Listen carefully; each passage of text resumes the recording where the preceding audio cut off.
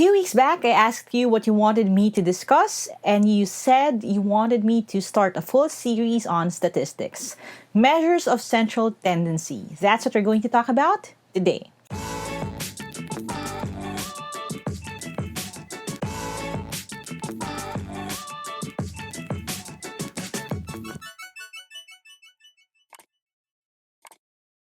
Hi there, thank you for checking out my channel. Thank you for clicking on this video. If this is the first video that you're watching from my channel, I make educational and motivational content. So if you don't want to miss any of my new uploads, don't forget to hit subscribe and hit that bell icon. Now, like I said in the intro kanina, we're going to talk about measures of central tendency. But before we do that, just a quick little plug. If you want to help support this channel and our cause to democratize education in the Philippines, you can do that by buying our merch sa shop.teamlyqa.com. Proceeds dyan go to our Hope Fund, and it helps support this channel, buy the equipment that we need, fund yung ating mga Team Lyqa scholars, and thank you so much for those na bumili na. Sa mga bibili pa, maraming salamat din sa inyo.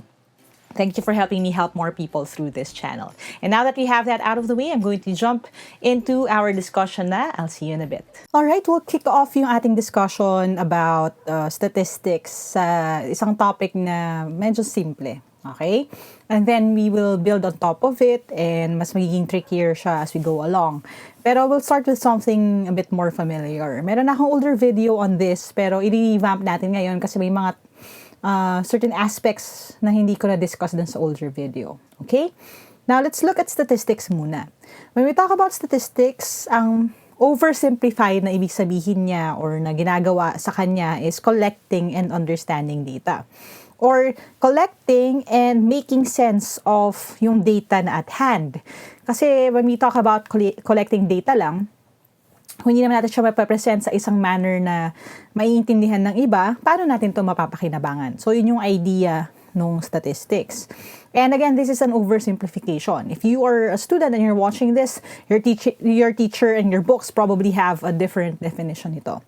Now, let's talk about measures of central tendency. Pag sinabi natin central tendencies, center, gitna, these are numbers or figures na naglaland siya sa somewhere in the middle of yung complete na data set na meron ka. Kung kunyari, meron kang set ng mga scores, the mean would be the average of those scores. Ibig sabihin, yun ang average ng lahat ng mga kumuha ng test na yon. Kung median naman, yun ang middle score. Ibig sabihin na kukuha mo na kahit na merong mga numbers na mas mataas o mas mababa dito, yun yung pinakagitna sa listahan ng mga yon. Ang mode naman ay yung pinakamadalas na lumabas. Okay? Now, ang idea here would be if you know at least yung measure of central tendency, yung mean, median, or mode, meron kang kahit pa paano general idea nung kinalabasan ng isang test or ng isang study that you have. And yun yung nagiging purpose niya. So, kung meron kang average, kahit pa paano nag-gauge mo, okay, andito yung nakabunch lahat ng mga nag-take ng exam or nag-participate sa study na yon. Okay? Now, ang mean, which we will start with, is the sum of all the numbers in the data set divided by the number of elements. Ibig sabihin, i-add mo sila lahat, tapos i-divide mo sa kung ilan sila. Now, a more visual representation of it would be to have something like this. You have a list of numbers. Now, sabi natin kanina, ang mean is yung sum of all the numbers divided by the number of numbers or number of elements in the data set. So, kung sum, ibig sabihin, i-add natin siya lahat. Okay? So, parang i-add mo lahat yan. Yan. Now, kung lalagyan ko siya ng plus lahat, of course, it will take you a bit of time to solve this.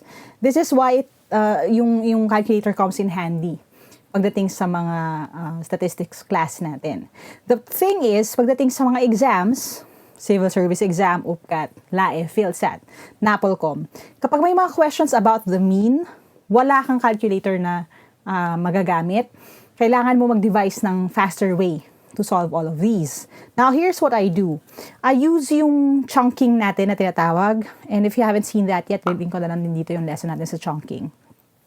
I use chunking, thresholds, and grouping para mas madali ko siyang ma-add. Kasi kung i-rewrite ko ito ng vertical, di ba, which is sometimes yun ang ginagawa ng iba, yung sulat mo yung 34, 68, parang next year ka pa matatapos. So, ang gagawin ko would be this. I'll just show you, but again, you're free to use whatever method works best for you. Ginagawa ko, ginugroup ko together yung mga numbers that make sense. What do I mean by that? For example, itong 72, tapos 68, kasi ang 8 at 2 ay 10. So, parang yung 2 na to, ililipat ko lang doon. So, magiging 70 siya. So, now I have dalawang 70. Okay? So, now I have 170 here, 170 here, 170 here. So, 210 na siya agad. Okay? I hope medyo nakuha niyo yun. So, again, ang ginawa ko doon, in-add ko yung 2 dito. Nilipat ko siya doon para maging 70. So, now I have isang 70 here, isang 70 here, isang 70 here, 7, 14, 21, so 210 na siya agad. Okay? Now, I'll look for other combinations na pwede kong pagsamahin. Now, if pagsasamahin ko tong 84 at saka 76, again, yung 4 at saka 6 magiging 10, so ito magiging 80 na rin siya. Tapos ito, magiging 80 na lang siya. So now I have dalawang 80 na to. Dalawang 80, so now I have 160. Okay? So now again, this could help you. Sa akin, malaking tulong siya. Pero kung hindi nyo siya masyadong magagamay, okay lang din. Wala namang pilitan. Tapos ito, nakikita ko, meron tayong 361 dito. So 1, 2, 3. So 361, 6 of 18, tas 3, 183. Pinagsama-sama ko na siya agad. Tapos meron akong, madali na to, kasi 34 tsaka 44, that would give me 78. So, natitira na lang yung 83, 85, tsaka 54. Pagsamahin ko na lang yung dalawang ito. So, magiging 168 siya. Tapos, yung 54. Okay? So, at least, mas malalaking numbers na yung pag i-add ko. Hindi ko na i-add lahat or i-rewrite lahat ng buo. So, now I have 1623. Gina-add ko lang to ha. So, ina-add ko lang siya lahat. So, 2 plus 1 is 3, 9, 17, 24, 35, 3 right here. So this is 5, 6, 7, 8. So this is 853. So I have 853 as the sum. So sulat ko lang siya dito, 853. Kasi divide natin sa number. So kung ilan sila. You have 1, 2, 3, 4, 5, 6, 7, 8, 9, 10, 11, 12, 13 numbers. Okay? So, 853 divided by 13. Now, the answer here, again, di-divide ko lang siya. You can use yung long cut. Kung meron kang calculator, you can use a calculator. This should give you, kung dalawang decimal place yung hinahanap, this is 65.62. Or kasi 65.615 siya. So, the answer here would be this. The mean is 65.62. Okay? So again, the mean is, i-add mo sila lahat divided by the number. Now, a way to remember this, which is something I teach my students, you can think of the mean as the average. Okay, bakit? Kasi kadalasan, the people who are mean are just average. So if you want to stand out, if you want to be more than the average, wag kang mean. Okay? Wag kang mean, wag kang masungit. Okay? Now, the next measure of central tendency would be the median. Ang median naman is the element in the middle of the dataset after it's arranged in order. Now, very important dito yung it's arranged in order. Ano ibig sabihin nun? If you have something like this, what I need to do is to get kung ano yung nasa gitna, kung parang papipilahin ko sila from smallest to biggest. Now, if you have a lot of time, what you would do would be i-rewrite ko sila. So, i-rewrite mo lahat, 34, 44. Tapos hahanapin mo yung nasa gitna. Bibilugan mo siya. But, kung ikaw ay nagmamadali sa exam, again, we're talking about a multiple choice na question here sa mga aptitude exams. What you could do would be, count agad kung ilan sila. So, you have 1, 2, 3, 4, 5, 6, 7, 8, 9, 10, 11, 12, 13. So, again, nakita naman na din natin kanina. 13 yung total number ng mga numbers dun sa loob ng set na yon. So, you have 13. And what you're going to do, okay, is to add 1. And then, i-divide mo siya sa 2. So, now you have 13 plus 1 is 14 divided by 2. The answer here would be 7. So, ibig sabihin nun, ang nasa gitna is yung pang 7. Okay? Yung pang 7 na number, pag pinapila mo sila. Now, bakit ako nagsisimula dun sa kung ano yung nasa gitna? Okay? Nagsisimula ako sa nasa gitna para hindi ko na siya kailangan i-write lahat. Hahanapin ko na lang yung pang 7. Okay? Let me show you how to do that. Let's start with the smallest number. Obviously, the smallest number starts with the 3. So, siya na yung number 1. 1, hanap ka ng mga nasa line of 4. Ito lang siya. 2, tapos nasa line of 5, 3, meron pa ba? Wala na.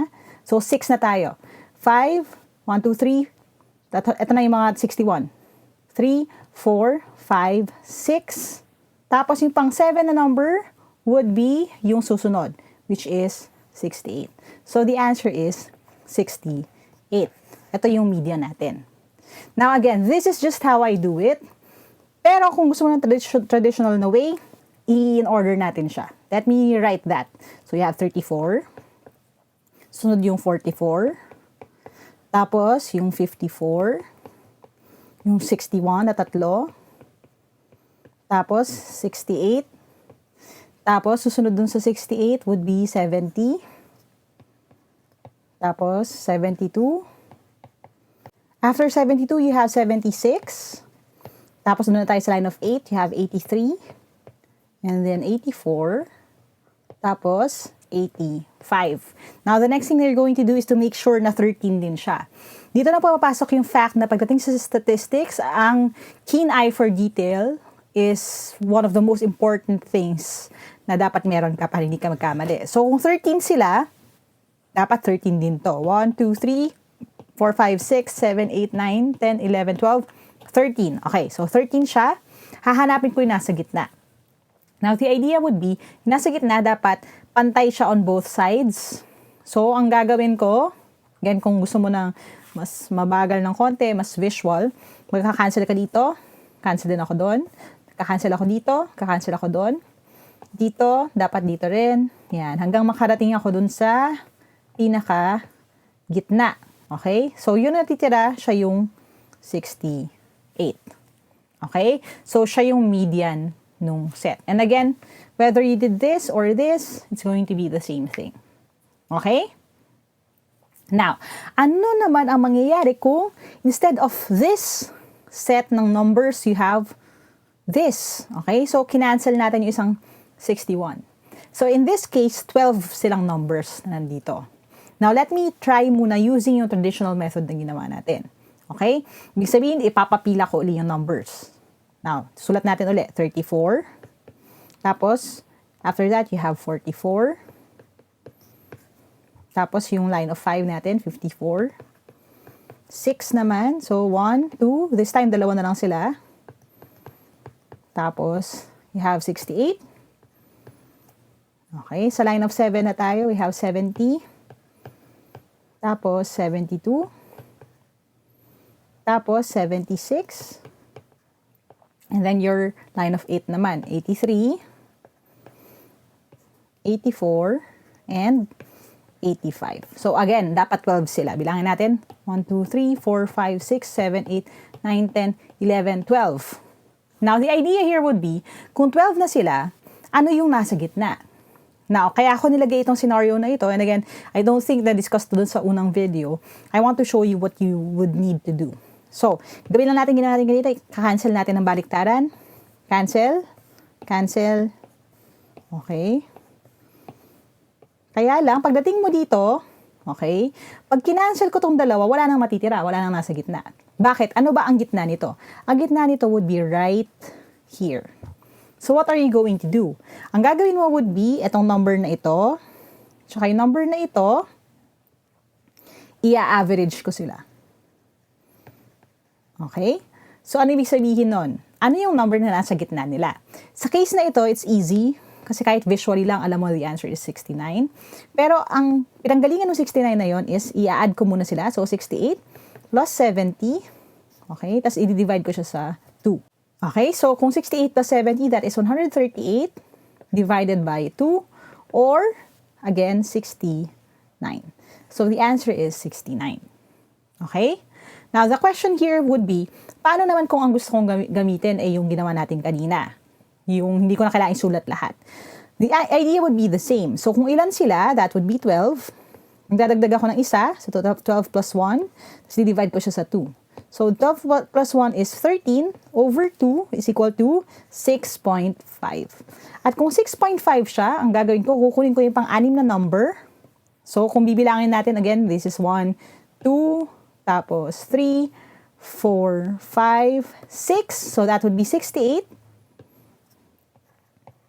And yung pang-7 na number, after 68, you have 70. Tapos, i-average ko rin siya. So, plus divided by 2. Ganun pa rin. The answer will still be 69. Kaya lang again, hindi ko na kailangan isulat ng buo. So, kung ano hinihingi sa inyo ng teacher ninyo, if you're still a student, do kung ano yung pinapagawa nila. Pero kung nasa exam kayo, mamili kayo kung saan kayo mas mabilis. Okay? So again, the median would be the middle number. Para madaling tandaan, mid, mid. Median, middle. Okay? Now, the next would be yung mode natin. The mode is the value that occurs most frequently in the data set. Ibig sabihin na most frequently, siya pinakamadalas na lumalabas. Now, gagamitin natin yung same figures that we had kanina. Sabi natin yung mode is the number that occurs most frequently.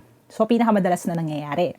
A way for you to remember this would be to think of, if hindi niyo alam yon yung brownie a la mode.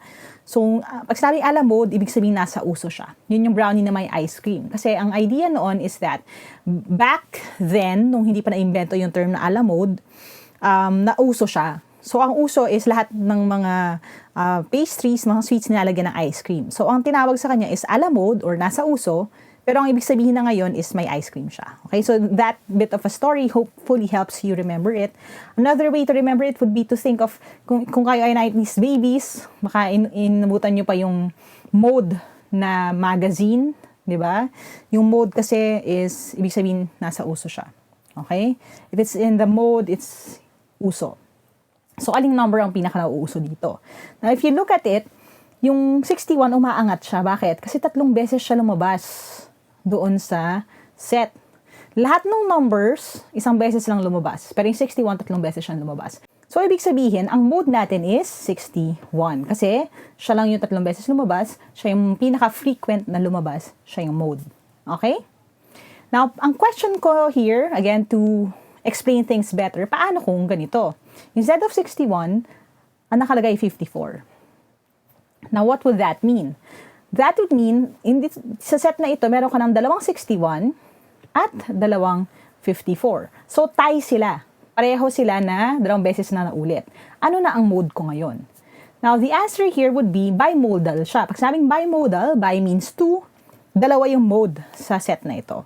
Ang mode ko ngayon would be 61 and 54. Now, paano kung may isa pa na 2 beses din lumabas, eh di 3 na sila. Now, the next question here would be, paano naman kung makakancel naman ito? Okay, so tatanggalin natin siya. Tapos tatanggalin din natin ito. Now, in this case, lahat ng mga digits or numbers, lahat ng elements sa loob, ay 1 beses lang lumalabas. So, ano na yung mode niya? Now, the answer here would be, wala nang mode. Mode is, okay, none. Walang mode. Kasi lahat sila 1 beses lang lumitaw. Again, ang mode pwedeng wala. Okay? Pwedeng 2, pwedeng 3. Depende, basta tie sila lahat sa kung ilang beses sila nag-appear. Okay? So, wag kayong ma-fixate dun sa, okay, ito lang yung nag-iisang mode for a particular set kung tie naman yung number of frequency nila. Okay? At least, dun sa ganitong klaseng kaliit na set ng data. Okay? I hope naintindihan niyo yun. I hope na-explain ko lahat ng mas malinaw. Depende sa kung anong lalabas doon sa inyong exam. Now it's time for a quick quiz. I'm going to give you a set of numbers and hahanapin nyo lang yung mean, median, at mode. And if you're ready with your pen and paper, your timer starts now.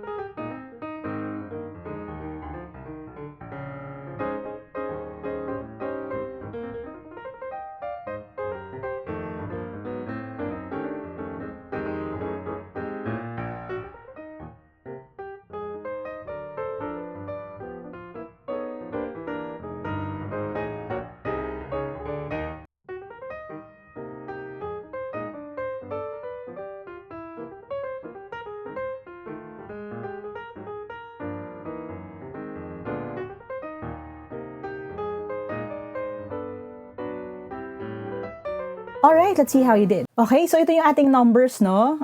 Niitan ko lang para may space ako para magsulat. Hahanapin natin yung mean, median, at saka mode. Let's start with yung mean muna natin. Okay? Natingnan natin dito kung ano yung mga pwede natin pagsamahin again kasi i-add natin sila lahat para lang mas madali siyang i-figure out. Now you have, okay, tingnan natin to. We have 77 and 53. So this will give me 80 plus 15, that is 130 right away. Okay, so ang ginawa ko lang doon, again, yung 3 nilipat ko doon, naging 80 siya. Tapos 80 plus 50 na lang.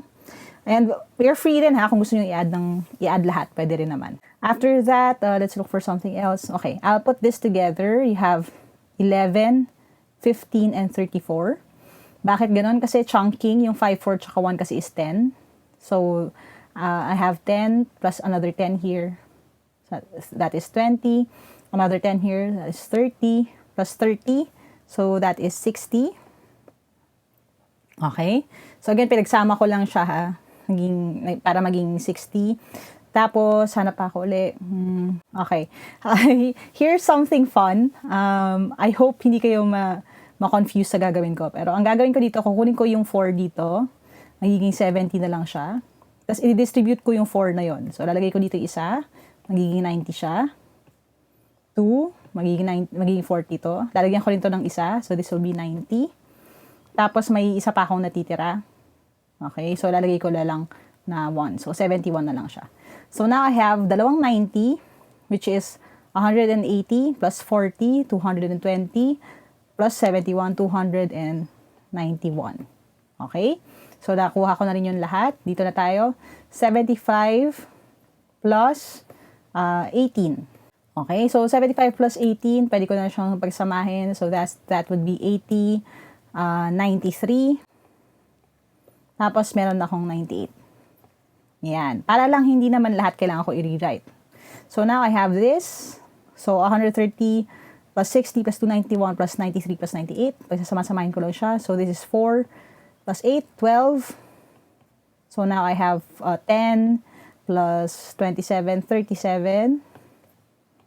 Yan. So, 3 plus 1 is 4 plus 2, 6. So, 672 yung sum nila lahat. Okay?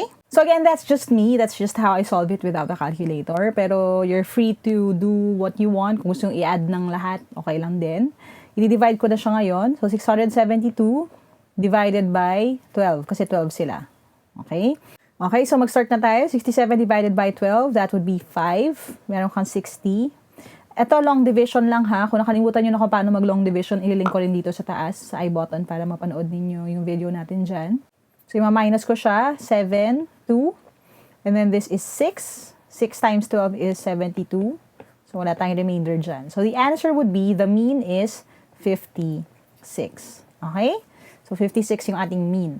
Yung median naman ang gagawin natin. Na alam na natin na 12 sila. Okay? So, 12 yung number ng mga laman ng set natin. So, again, kung gusto ko yung method ko, gagawin ko lang 12 plus 1 over 2. So, this is 13 over 2 or 6.5. So, anong gagawin ko ngayon? Hahanapin ko yung pang-6, tsaka yung pang-7, tapos i-average ko sila. So, hanapin natin yon. You have, yung lowest number natin is 11. So, this is 1. Tapos, next would be yung 15, 2, 3. Mayroon bang line of 2? Wala. So, sa 3 na tayo. So, 4. This would be 5. After 39, ang susunod na would be 53. So, 6. So, ang 6th number natin is 53. Kasi dadagdag ko yung susunod na number sa 53, which is 74. So, yan yung pang 7 na number. Divided ko siya sa 2. So, 53 plus 74, that is going to give us 127 over 2. So, equal siya sa 63.5. So, the answer here, the median is 63.5.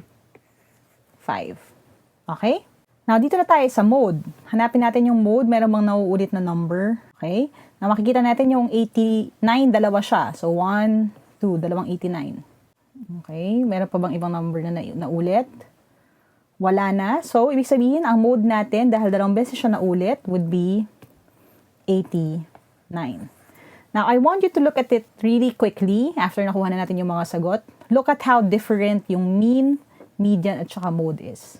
So, again, dito na papasok yung alin ba yung mas magandang tingnan na number, ano yung sinasabi nila about yung ating figures, at ano yung pwede nating makuha na information from that.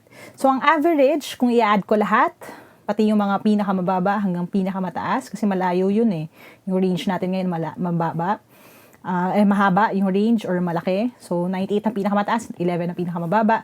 The mean would be 56. Kung hanapin mo yung gitna na score mula sa pinakamaliit hanggang pinakamalaki, 63.5. Pero yung mode, most people, or yung score na mas marami ang nakakuha ay 89. Okay? So, yan yung sagot natin here. I hope you got all of these correctly. If you didn't, that's okay. I'll be posting more questions din naman on my Instagram account. And dun din sa link sa baba, if you're watching this on YouTube, sa description box, meron tayong free worksheets that you can start with. Okay? And hindi nyo pa ako sinusundan sa Instagram, that's where we post updates and quick quizzes. It's at Lyqa Maravilla on Instagram. For all of the quick quizzes na paparating pa lang, lessons, updates, at kung ano-ano pa. And at Team Lyqa for the official Team Lyqa account.